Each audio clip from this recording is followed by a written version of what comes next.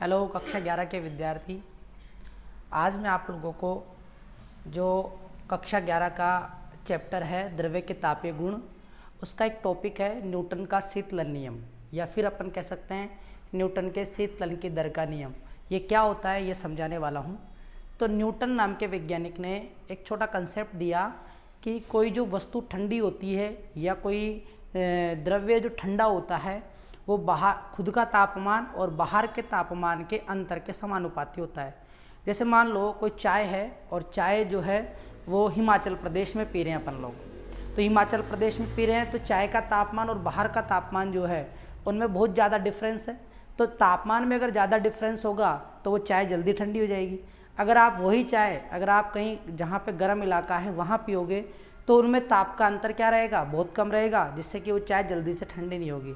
तो न्यूटन ने यह बताया कि कोई भी जो द्रव जो ठंडा होता है उसकी ठंडे होने की जो दर होती है वो वस्तु के तापमान और बाहर के परिवेश के तापमान के तापांतर के समानुपाती होती है। इनके ताप का अंतर जो होता है उसके समानुपाती होती है।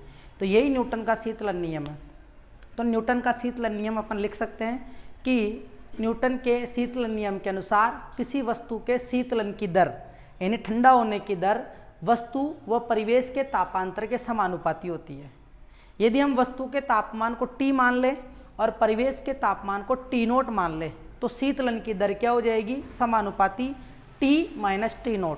T माइनस T0 अगर अपन इसको और समझे, जैसे मान लो ये चाय की प्याली हो गई आपकी, ठीक है, इसके अंदर जो चाय है उसका तापमान T है और बाहर का जो परिवेश उसका तापमान कितना है, T0। तो इनका जो अंतर है ठंडा जो ठंडी होगी वो इन दोनों के तापमान के अंतर के समानुपाती होगी।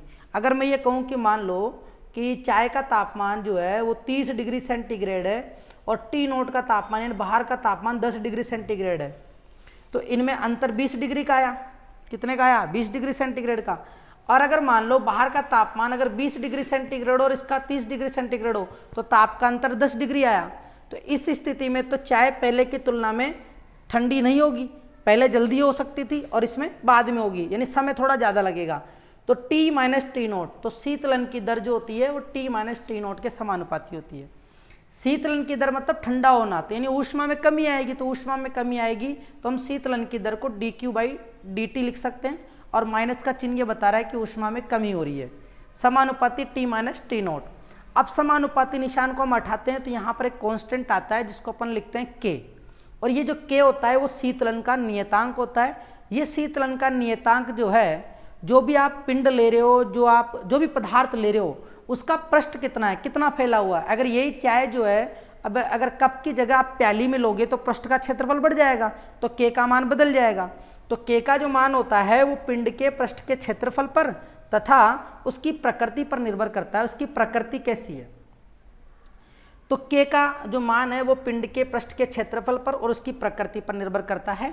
ये माइनस का चिन्ह हमने यहाँ लगा दिया, तो dQ/dt बराबर माइनस का K T माइनस T0 हो जाएगा। इसे हम समीकरण नंबर 1 नाम दे देते हैं। अब इसके बाद में हम ये मानकर चलते हैं कि कोई भी जो पदार्थ है उसकी एक विशिष्ट ऊष्मा होती है, किसी भी पदार्थ की एक विशिष्ट ऊष्मा होती है और विशिष्ट ऊष्मा को अपन S से व्यक्त करते हैं। किससे व्यक्त करते हैं अपन, S से व्यक्त करते हैं। तो ये विशिष्ट ऊष्मा जो S होती है वो 1/m dQ/dt होती है। तो विशिष्ट ऊष्मा के आधार पर उस पदार्थ के लिए जो ऊष्मा है dQ, तो dQ का सूत्र हमने इससे निकाला तो dQ का मान ms dt हो जाएगा। तो हम dQ की जगह ms dt रखेंगे, यानी समीकरण नंबर 1 में dQ जो रखा हुआ है उसकी जगह अपन ms dt रखेंगे बटा dt। ये तो T जो है ये तापमान को बताएगा, ये T जो है समय को बताएगा। कैपिटल T जो है वो तापमान को बताएगा, स्मॉल t समय को बताएगा। तो ms d कैपिटल T यानी ताप का अंतर K T माइनस T0। अब जो ये dt है इसकी गुणा में ms है, हम इसको इसके भाग में भेज देंगे K के भाग में, तो ये बन जाएगा माइनस का K बटा ms T माइनस T0। हम मान लेते हैं कि ये जो K बटा ms है सारे मान कांस्टेंट है, K का मान भी कांस्टेंट होगा, ये द्रव्यमान होगा, ये विशिष्ट ऊष्मा रहेगी, नियत रहेगी। तो हम इसको K डैश मान लेते हैं सुविधा के लिए कि बार बार ये लिखना नहीं पड़े, इसलिए अपन इसको K डैश लिख देते हैं और K डैश का जो मान होगा वो K बटा ms के बराबर होगा। तो dt बटा स्मॉल dt बराबर माइनस का K dash T minus T0। तो यहाँ पे न्यूटन के शीतलन के नियम से एक सूत्र हमारे पास आया पहले तो हमने D Q by D T बराबर लिखा था, अब हम डी टी बटा स्मॉल टी डी टी बराबर माइनस का के dash T note T minus T note लिख रहे हैं। ये जो सूत्र है ये हमारे जो है न्यूमेरिकलों में काम आने वाला है। अगर हम मान लें कि टी समय में वस्तु का तापमान T1 से T2 हो जाता है, T1 से कितना हो जाता है, T2 हो जाता है, तब क्या होगा, तो इसका मतलब dt अंतर है दोनों ताप का, तो उसको अपन क्या लिख सकते हैं, T1 माइनस T2। dt समय किसके बराबर हो गया, t समय का, तो t का भाग लगा देंगे बराबर माइनस का k डैश।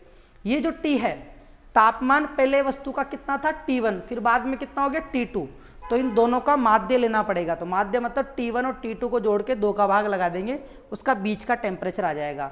और T नोट क्या है, परिवेश का तापमान, तो इसमें से अपन परिवेश के तापमान को घटा देंगे। तो ये वाला जो सूत्र है ये आपके न्यूमेरिकल में काम आएगा। यदि मैं कहूँ कि कोई वस्तु है उसका तापमान 50 डिग्री सेंटीग्रेड से 40 डिग्री सेंटीग्रेड होने में 5 मिनट का समय लेता है, 5 मिनट का समय लेता है, तो 30 डिग्री सेंटीग्रेड से 20 डिग्री सेंटीग्रेड होने में कितना समय लेगा।